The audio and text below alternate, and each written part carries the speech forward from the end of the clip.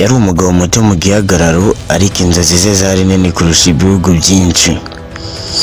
Yabaye umusirikare, aba umuyobozi, aza guhindura amateka y'Uburayi. Iyi ni inkuru ya Napoleon Bonaparte.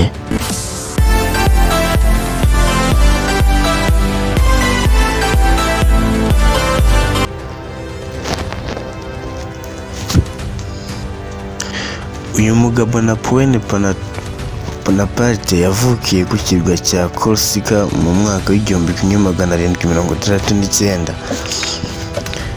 Yavukiye mu muryango utari ukize cyane, ariko akiri umwana yagaragazaga ubwenge n'ubushobozi bwo gutekereza kure. Yize mu mashuri ya gisirikare, aho yagaragaje impano idasanzwe mu gutegura intambara.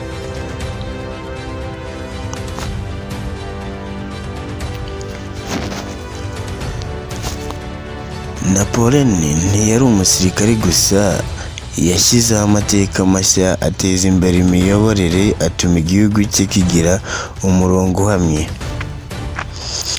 Amwe mu mategeko yashyizeho muri icyo gihe aracyakoreshwa mu bihugu byinshi kugeza n'uyu munsi.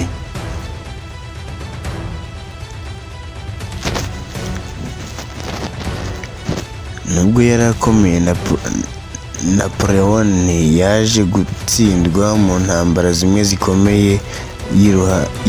Yirukanwe ku butegetsi, ajyanwa kure y'igihugu cye. Amaherezo yapfiriye mu buhungiro, ariko amateka ye ntiyigeze azima.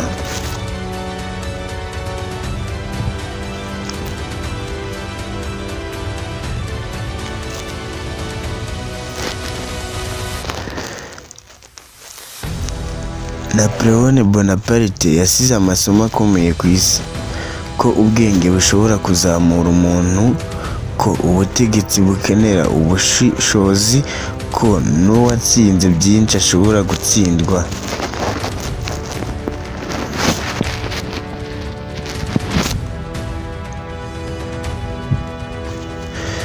Napoleon Bonaparte yatsinze mu ntambara ya nyuma, ariko yatsinze mu mateka. Izina rye rizahora ryandikwa mu bitabo by'isi.